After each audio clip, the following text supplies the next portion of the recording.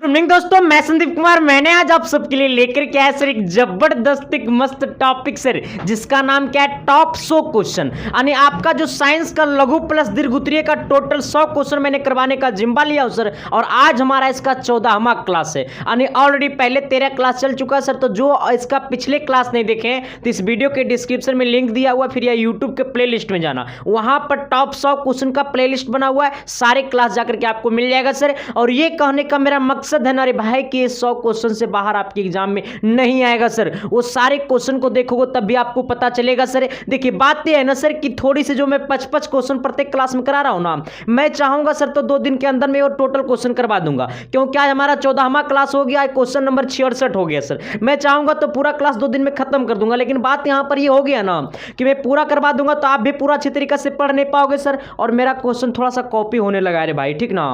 तो इसलिए सर किसी को ज्यादा कॉपी होने भी नहीं दूंगा सर। क्योंकि पता है थोड़ी सी अगर क्वेश्चन ज्यादा अगर इधर से उधर हो जाएगा ना सर तो मामला दिक्कत हो जाएगी। इसलिए सर आपके एग्जाम के मात्र 5 दिन पहले आपको सारे सिलेबस में खत्म कर दूंगा सर। सारे सिलेबस ये आपका भाई जो बोल रहा है ना सर, वो आपके मुट्ठी में डाल देगा सर। मैं वादा करता हूं, मैं प्रॉमिस करता हूं रे भाई कि आपको झुकने नहीं दूंगा, आपकी सर को झुकने नहीं दूंगा सर। क्योंकि आपका जो है ना पहचान वो इसके साइंस क्लासेस के थ्रू मिलेगा सर। मैं वादा करता हूं अगर आप इसके साइंस क्लासेस से जुड़े हैं सर तो इसके साइंस क्लासेस आपका वेलकम करेगा सर बहुत ही अच्छी तरीका से। और आपके एग्जाम में भी जबरदस्त तागड़ा धमाल मचाएगा, है ना सर। तो आना सर, आज हमारा क्वेश्चन नंबर कितना 66 है सर। और जो लोग अभी तक टेलीग्राम को ज्वाइन नहीं किया सर, जाकर के टेलीग्राम को ज्वाइन कर लेना। वीडियो के डिस्क्रिप्शन में लिंक दिया हुआ है, वहां पर सुबह वाली क्लास का जो क्लास चल रहा है सर उसका पीडीएफ मिल रहा है। और कहेगा सर आप इसका पीडीएफ क्यों नहीं डाल रहे हैं। देखो रे भाई, हम तो मेहनत करते हैं इतना कि हम इसको बोर्ड पर लिख रहे हैं सर। इसको मैं कॉपी पर क्यों नहीं लिख कर पढ़ा रहा हूं, मैं पीडीएफ वाला क्लास इसको क्यों नहीं दे रहा हूं सर। क्यों?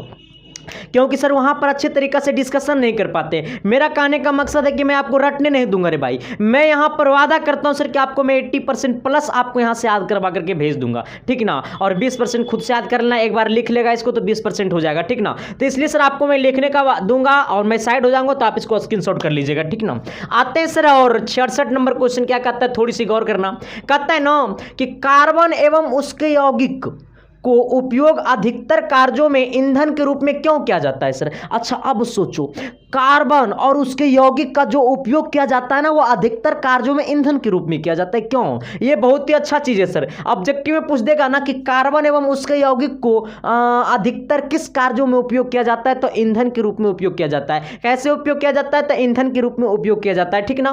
पूछेगा कार्बन एवं उसके यौगिक का उपयोग अधिकतर कार्यों में ईंधन के रूप में क्यों किया जाता है, इसका कारण भी लिखना है सर। ये क्वेश्चन कभी कभी दीर्घ उत्तरीय में घुसाएगा, कभी कभी लघु उत्तरीय में घुसाएगा। जने घुसाएगा वो ने ठेल लेंगे। हाँ आना सर। अब क्या कहता है, देखो सबसे पहले गौर करना क्या क्या क्वेश्चन है रे भाई। देखो पर गया इनका आना भाई, क्या बोला क्वेश्चन का है ना कि कार्बन एवं उसके यौगिक को अधिकतर कार्यों में ईंधन के रूप में क्यों उपयोग किया जाता है, इसी को बताना है सर, ठीक ना। आना कहता है क्या सर कि कार्बन एवं उसके यौगिक को उपयोग अधिकतर कार्यों में ईंधन के रूप में होता है। ये तो बता ही दिया है, ठीक ना, कि कार्बन एवं उसके यौगिक को का उपयोग, कार्बन एवं उसके यौगिकों का उपयोग अधिकतर कार्यों में ईंधन के रूप में होता है। इसके निम्नलिखित कारण है।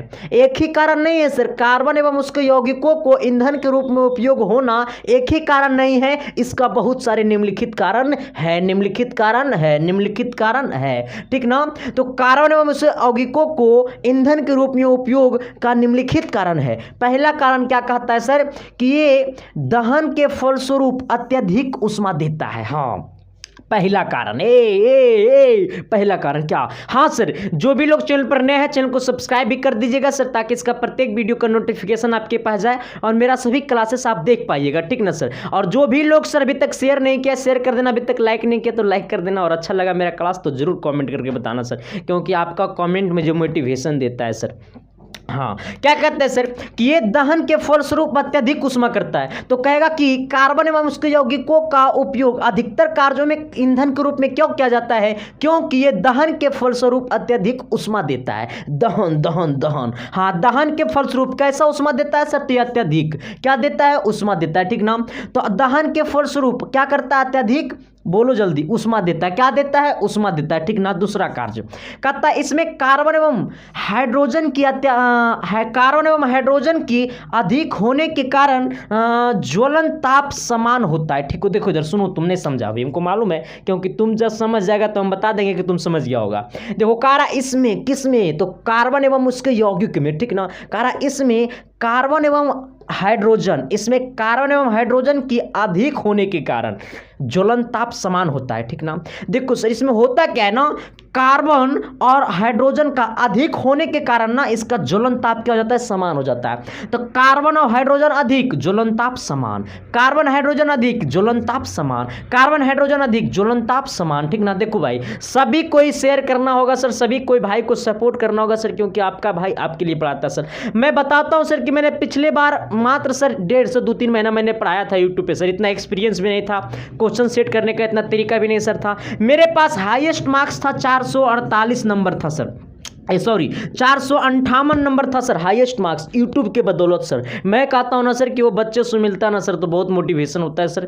और पिछली बार तो इतना अच्छा स्टूडियो भी नहीं था सर, लेकिन इस बार जिनका भी अच्छा परसेंटेज आएगा सर, 400 से 50 से जिनका भी एबव आएगा, उन सभी को सर मैं स्वागत करूंगा, तहे दिल से धन्यवाद दूंगा सर, और बहुत सारे चीज़ों को मैं आपको स्वागत करूंगा, ठीक ना सर। आना, क्योंकि सर वो आपकी सफलता में ही मेरी सफलता, बस मैं इतना ही जानता हूं भाई। आपको मैं सफल बना दूंगा, मैं भी टॉप कर जाऊंगा, आपको टॉपर बना दूंगा, मैं भी टॉप कर जाऊंगा, और आपके साथ साथ जो आपका जो चैनल छोटा सा है ना इसके साइंस क्लासेस, वो भी टॉप कर जाएगा।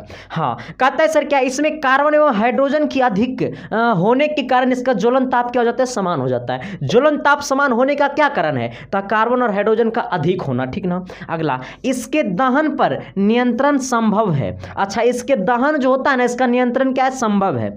इसका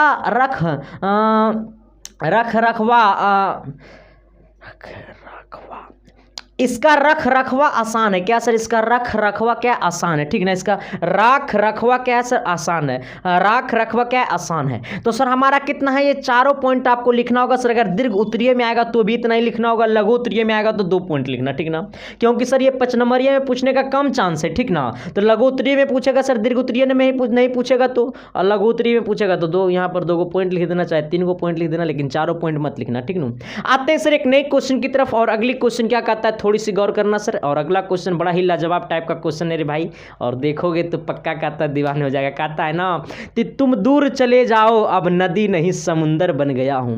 अरे तुम दूर चले जाओ, दुश्मनों से कह देना कि तुम दूर चले जाओ अब नदी नहीं समुंदर बन चुका हूं, क्योंकि किसी प्यार में नहीं, किसी लड़की के प्यार में नहीं खोए हैं, अपनी ज़िंदगी के प्यार में खोए हैं सर, अपनी मंजिल के प्यार में खोए हैं सर। क्योंकि अब हमें किसी लड़की से प्यार नहीं, अपनी मंजिल से प्यार हो चुका है, ठीक ना सर। अपने सपनों से प्यार हो चुका है सर, क्योंकि आपका सपना वो है जो लोग वहाँ पर जाने के लिए तरसता है सर, और आप वहाँ चले जाओगे और वहाँ पर वापस भी चले आओगे सर। ये मैं कहता हूँ सर, बस पॉजिटिव सोचो भाई, मैं कहूँगा पॉजिटिव सोचो, बी पॉजिटिव, बस एनी टाइम पॉजिटिव रहो सर। क्योंकि कहा जाता है ना, टाइम इज द मनी और मनी इज द टाइम। पैसा अगर कमाना चाहते हो सर तो समय को महत्व दो, और समय को महत्व अगर जिस दिन देना चालू कर दिया उस दिन पैसा तेरे हाथों में होगा सर, है ना। इसलिए कहा जाता है time is money, money is the time. आते हैं सर एक नई क्वेश्चन की तरफ। जैसे आइए देखिए सर, ये 2 क्वेश्चन जो है ना, ये 2 क्वेश्चन दोनों बायोलॉजी का क्वेश्चन, और ये 2 में से एक आएगा, ठीक ना। मैं फिक्स कर दिया हूँ सर। और एक बात बता देना चाहता हूँ, जिनका बायोलॉजी पढ़ने में मन नहीं लगता है सर ना, वो बायोलॉजी में 5 नंबरिया क्वेश्चन पर ध्यान नहीं देना, ठीक ना। क्योंकि 5 नंबरिया क्वेश्चन अथवा वाला होता है, ठीक ना। तो अगर बायोलॉजी वाला जो अंतर होता है ना सर, वो याद कर लेना, ठीक ना। बाकी जिसको बायोलॉजी समझ में नहीं आता है सर, वो फिजिक्स और केमिस्ट्री वाला ही 5 नंबरिया क्वेश्चन बनाना, क्योंकि पता है अथवा में 3 गो रहेगा सर, तो 3 में से कोई एक नहीं बनेगा। अरे हो सकता है वो बायोलॉजी रहेगा, वो फिजिक्स रहेगा, वो केमिस्ट्री रहेगा, ये ना रहेगा। तो फिजिक्स और केमिस्ट्री तो अच्छा लगेगा पढ़ने में सर, कितने लोगों को बायोलॉजी समझ में नहीं आता है। तो ऐसे लोगों को मैं टिप्पणी बताऊंगा सर कि कैसे आपको एग्जाम पेपर में कॉपी लिखना है, कैसे क्या करना है सर, एग्जाम पेपर में कैसे क्या करना है कि आपको अधिकतर मार्क्स आएगा। अरे जो नहीं पढ़ा है वो हम टेक्निक बताते हैं ना, ट्रिक बताएंगे, वो और सर बार टॉप करेगा। 400 तो खैर लाना आसान है, देखना खाली जैसे बता दूंगा इसे लिख लेना, ठीक नू। देखो ट्रिक मेरा क्या होता है, तब बताऊंगा, तब तुमको पता चलेगा कि अधिक सच में मास्टरवा तेज है। आना सर, कहता है क्या प्रकाश संश्लेषण। अच्छा, प्रकाश संश्लेषण किसे कहते हैं मैं बताया हूं सर, ये भी एग्जाम में पूछता है। कहता है प्रकाश संश्लेषण प्रक्रिया के लिए आवश्यक पदार्थों का नाम लिखे। प्रकाश संश्लेषण की जो प्रक्रिया होती है ना, इसके आवश्यक पदार्थों को क्या करना है, नाम लिखना है। प्रकाश संश्लेषण प्रक्रिया के लिए आवश्यक पदार्थों का नाम लिखे, जैसे क्लोरोफिल है, कार्बन हाइड्रोक्साइड है, सूर्य की प्रकाश है और जल तथा क्या है, खनिज लवण है।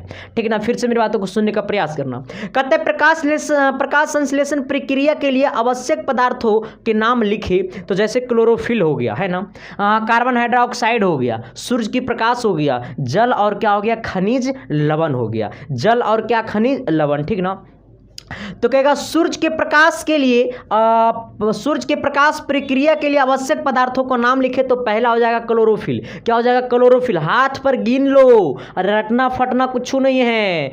आवश्यक प्रक्रिया के लिए, किसके लिए, प्रक्रिया के लिए। ठीक ना, आवश्यक पदार्थों को नाम लिखे किसके, प्रकाश संश्लेषण का, तो पहला याद रखो क्लोरोफिल। क्या रखो, क्लोरोफिल। दूसरा क्या, कार्बन हाइड्रोक्साइड। तीसरा क्या, सूर्य का प्रकाश। चौथा क्या, जल और खनिज लवण, जल और खनिज लवण। ठीक ना सर, तो फिर से सुनो, कहेगा प्रकाश संश्लेषण की प्रक्रिया के लिए आवश्यक पदार्थों का नाम लिखे, तो पहला क्या होगा, क्लोरोफिल। क्या होगा, क्लोरोफिल। अरे बोल ना रे, जहां बैठा बैठा वहीं बोल, मेरा कसम, जहां पे बैठा है सब बोलेगा।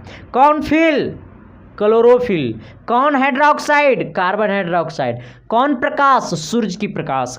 खनिज और लवण, और साथ में क्या है, जल। ठीक नो, तो जल और खनिज लवण। ठीक नो, जल और क्या होगा सर, खनिज लवण होगा। ठीक ना, तो ये हमारा 3 गो पॉइंट होता है, 4 गो पॉइंट होता है सर, चारों पॉइंट को आप याद कर लीजिएगा। आसानी तरीका से आपको 2 नंबर में पूछेगा, 2 नंबर मिल जाएगा। ठीक ना, लेकिन सर यहाँ पे आपको यहाँ पर ये लिख दीजिएगा कि प्रकाश संश्लेषण प्रक्रिया के लिए निम्नलिखित आवश्यक पदार्थ हैं। ठीक ना, इसे डैश देकर के यहाँ पे लिख दीजिएगा। ठीक ना, कि प्रकाश संश्लेषण प्रक्रिया के लिए निम्नलिखित आवश्यक पदार्थ हैं, ये लिख दीजिएगा तो अच्छा रहेगा। ठीक ना, आइएगा क्वेश्चन नंबर अगला 68 की तरफ आइएगा। 68 नंबर कौन क्या बोलता है सर, देखो प्रत्येक दिन 5-5 क्वेश्चन याद करो सर। ठीक ना, जितना क्वेश्चन मैं करवा रहा हूं प्रत्येक दिन 5-5 क्वेश्चन करो सर, कंप्लीट हो जाएगा। ठीक ना, और ये नहीं सर मैं आपको एक ही दिन पूरा तोहफ दूंगा ला करके, मजा ना नहीं आएगा। डेली 5 जितना क्वेश्चन मैं करवाता हूं उतना क्वेश्चन तो डेली याद करो।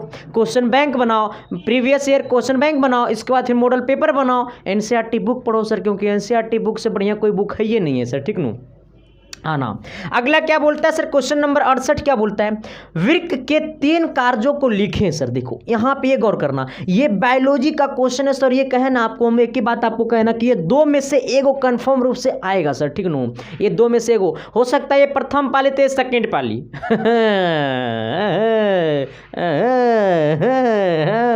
अब देखो सर क्या सर कि वृक्क के 3 कार्यों को लिखे, तो पहला कार्य क्या है सर, तो शरीर में जल की मात्रा का संतुलन बनाए रखने में मदद करता है। तो कहेगा शरीर में जल की मात्रा को संतुलन बनाए रखने में मदद करता है कौन, तो वृक्क। कौन मदद करता है, वृक्क। तो कहेगा शरीर में जल की मात्रा को संतुलन बनाए रखने में मदद करता है कौन, तो वृक्क। क्या करता है सर, वृक्क। ठीक ना, तो शरीर में जल की मात्रा को संतुलन बनाए रखने में क्या करता है, मदद करता है। कौन मदद करता है, तो वृक्क मदद करता है। ठीक ना, अगला कहता है पॉइंट नंबर 2, कहता है शरीर में अम्ल एवं क्षार की मात्रा को संतुलित रखता है। अच्छा, शरीर में कौन चीज में, शरीर में कौन, वृक्क।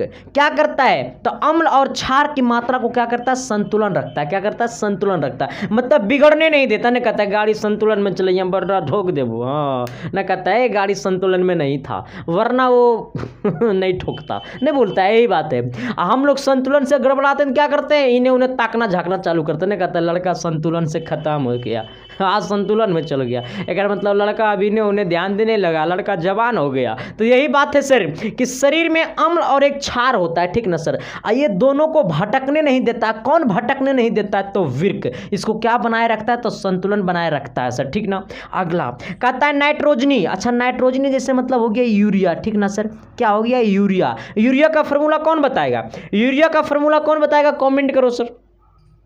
यूरिया का फॉर्मूला कौन बताएगा, कमेंट करो। हाँ, तो नाइट्रोजनी पदार्थों को शरीर से बाहर निकालता है कौन, तो वृक्क। ठीक ना सर, तो वृक्क का बहुत ही बड़ा काम है सर। अगर शरीर में ये नहीं रहेगा तो शरीर हमारा विनाश हो जाएगा। ठीक ना, शरीर में इसका होना, शरीर का हर पार्ट को शरीर में होना बहुत जरूरी है सर। बा एगो भले ही 2 किडनी में से एगो किडनी नहीं रहेगा तो बच जाएंगे कुछ दिन। ठीक ना, ये हाथ पूरा नहीं रहेगा तो बच जाएंगे सर, ये पूरा नहीं रहेगा बच जाएंगे। लेकिन अंदर की जो मशीन होती है सर, सिस्टम जो होती है सर, अगर वो सिस्टम में से अगर एक आगो सिस्टम भी लीक कर गया ना तो वरना समझ जाना क्या हो जाएगा सर, मौतें हो जाएगा फिर। इसलिए भगवान से दुआ करो सर कि एकदम बढ़िया से खाओ।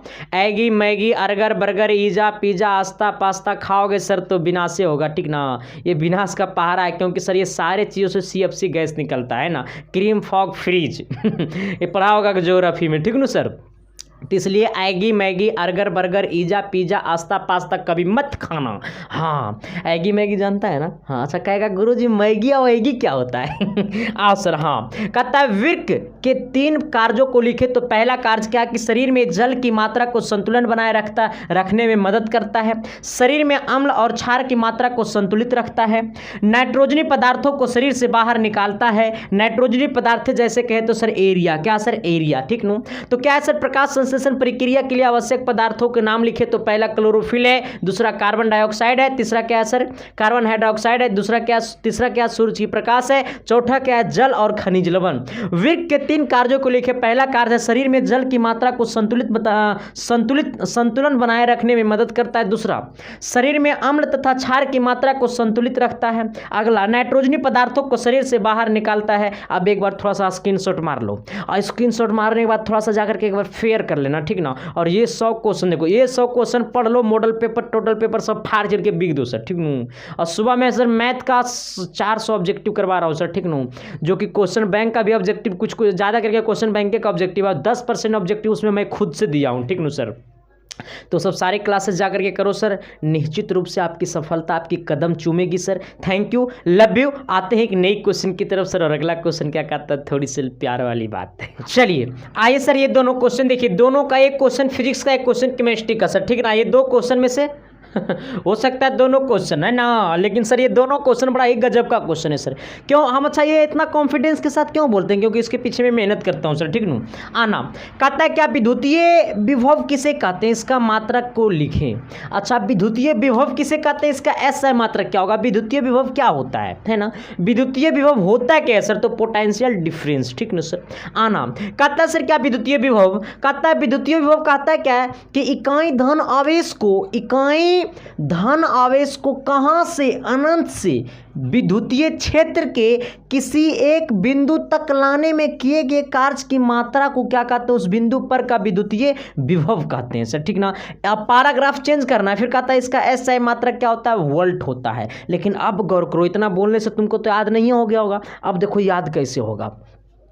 कह विद्युतीय विभव किसे कहते हैं, तो विद्युतीय विभव वो होता है जो इकाई धन आवेश को अनंत से, कहां से अनंत से, अरे कहां से अनंत से विद्युतीय क्षेत्र के किसी एक बिंदु तक, विद्युतीय क्षेत्र से किसी एक बिंदु तक लाने में किए गए कार्य की मात्रा को विद्युतीय, उस बिंदु पर का विद्युतीय क्या कहते हैं, विभव कहते हैं, ठीक नो। फिर से सुनो, कहता है सर कि इकाई धन आवेश को कहां से अनंत से विद्युतीय क्षेत्र के किसी एक बिंदु तक, विद्युतीय क्षेत्र के किसी एक बिंदु तक लाने में किए गए कार्य की मात्रा को उस बिंदु पर का विद्युतीय विभव कहते हैं। फिर से कहता है इकाई धन आवेश को अनंत से विद्युतीय क्षेत्र के किसी एक बिंदु तक लाने में किए गए कार्य की मात्रा को उस बिंदु पर का विद्युतीय विभव कहते हैं। विद्युतीय विभव का SI मात्रा क्या होता है, वोल्ट होता है सर, क्या होता है, वोल्ट होता है, ठीक है। तो विद्युतीय विभव का SI मात्रा क्या होता है, वोल्ट होता है, क्या होता है सर, वोल्ट होता है। अगर आपसे पूछ दिया सर कि विद्युतीय विभव कौन सी राशि है, तो विद्युतीय विभव जो है ना सर, यह अदिश राशि है। कैसी राशि है सर, यह अदिश राशि है, ये भी लिख लो, ठीक नो। आ जाएगा ऑब्जेक्टिव में कि विद्युतीय विभव कैसी राशि है, सदिश या अदिश, तो होगा अदिश, ठीक ना। विद्युतीय विभव का SI मात्रा क्या होगा, वोल्ट। विद्युतीय विभव है क्या, तो इकाई धन आवेश को अनंत से विद्युतीय क्षेत्र के किसी एक बिंदु तक लाने में किए गए कार्य की मात्रा को विद्युतीय किए गए कार्य की मात्रा को उस बिंदु पर का विद्युतीय विभव कहते हैं। इसका SI मात्रा वोल्ट होता है, यह अदिश राशि है। अगला मैंने राशि भी लिख दिया सर। अगला कहता है संयोजन अभिक्रिया से आप क्या समझते हैं। अच्छा, इसका उदाहरण भी दे देना, 2 उदाहरण दे, 2 उदाहरण के साथ, ठीक नो, दो उदाहरण के साथ मतलब दो उदाहरण भी देना है, ठीक नो सर। ये क्वेश्चन है संयोजन अभिक्रिया से आप क्या समझते हैं? अगर क्वेश्चन आ गया संयोजन अभिक्रिया से आप क्या समझते हो तो इतना लिखना है, ठीक ना। अगर पूछेगा दो उदाहरण दे तो नीचे परिभाषा लिख करके दो उदाहरण भी दे देना है सर। आना कहता है क्या संयोजन अभिक्रिया से आप समझते क्या? तो संयोजन अभिक्रिया होता क्या है? तो कहता है जब दो या दो से अधिक संयोग, है ना, जब दो या दो से अधिक संयोग करके एक नए पदार्थ का निर्माण करते हैं तब उसे संयोजन अभिक्रिया कहते हैं। जैसे दो को संयोज किया, जैसे उदाहरण, इसका उदाहरण से ज्यादा अच्छा समझिएगा, ठीक ना। उदाहरण जैसे क्या है ना सर, उदाहरण की बात करेगा तो सी है सर, कार्बन प्लस क्या ऑक्सीजन मिलेगा तो क्या बनाएगा? CO2 बनाएगा, संतुलित है ना, दो ऑक्सीजन, एक कार्बन, ठीक है सर। तो पहला एग्जांपल क्या है? C+O2 बनाएगा क्या? CO2। दूसरा एग्जांपल जैसे सर अगर आपसे मैं कहूँगा ना H2 अब प्लस क्या हो जाएगा सर? ये O2 बनाएगा क्या? 2H2, क्या हो जाएगा? 2H2 सर, यानी H2 प्लस O2 हो जाएगा 2H2। यहाँ पे ये H2 कितना है? यहाँ पे H दो गो है, यहाँ पे दो दूनी 4, H कितना है? 4 है, इसका मतलब यहाँ पे 2 लगा दो, यानी दो दूनी 4 हाइड्रोजन 2 ऑक्सीजन, यहाँ पे है दो दूनी 4 हाइड्रोजन और ये 2 ऑक्सीजन, ठीक नो। तो कहता है सर कि संयोजन अभिक्रिया से आप क्या समझते? तो संयोजन अभिक्रिया होता क्या है? कहता है जब दो या दो से अधिक संयोग करके, देखो ये है एक ये है तो 2 गो हो गया, अगर 3 को भी रहता तो भी चलेगा सर, क्योंकि कह रहा है जब दो या दो से अधिक संयोग करके एक नए पदार्थ का निर्माण करते हैं तब उस संयोजन अभिक्रिया कहते हैं, ठीक नो। जब दो या दो से अधिक संयोग करके एक नए पदार्थ का निर्माण करते हैं, ये 2 को मिला एक नया बना, ये 2 को मिला एक नया बना, तो जब दो या दो से अधिक संयोग करके एक नए पदार्थ का निर्माण करता है उसे क्या कहते हैं? संयोजन अभिक्रिया कहते हैं। जैसे उसका उदाहरण हो गया सर, कार्बन प्लस ऑक्सीजन बनाएगा CO2, यानी H2 प्लस O2 बनाएगा H2O, मतलब जल, 2H2O, यानी क्या हो जाएगा? जल। तो ये हो जाएगा हमारा 2H2O जल। ये हमारा कितना हो जाएगा सर? 2H2, यानी यहाँ पर 2 4 हाइड्रोजन, यहाँ भी 4 हाइड्रोजन दिखा देना, ठीक ना सर। तो अब तक सर यानी आज तक का क्लास हो गया कंप्लीट, 70 क्वेश्चन आपका हो गया कंप्लीट सर। आप सबका मिशन आपके करीब होते जा रहा है सर, और मेरा प्रयास रहेगा सर कि आपके एग्जाम से मतलब आपको 10 तारीख तक आपकी पूरी सिलेबस आपके हाथ में डाल दूंगा, ठीक ना सर। और फिर 10 तारीख के बाद आपको एक बार फिर रिवीजन करा दूंगा सर। तो देखते रहिए इसके science classes. Thank you, love you. और जो भी लोग चैनल पर नए, चैनल को सब्सक्राइब भी कर देना और बेल आइकन को प्रेस करके दोस्तों को शेयर कर देना। फिर मुलाकातें करते सर आप सबके बीच अगली क्लास में, और सभी क्लासेस को देखते रहिए। टॉप 80 क्वेश्चन मैथ का भी देखिए सर, सारे क्लास को कंटिन्यू रूप से करते रहिए। Thank you, love you.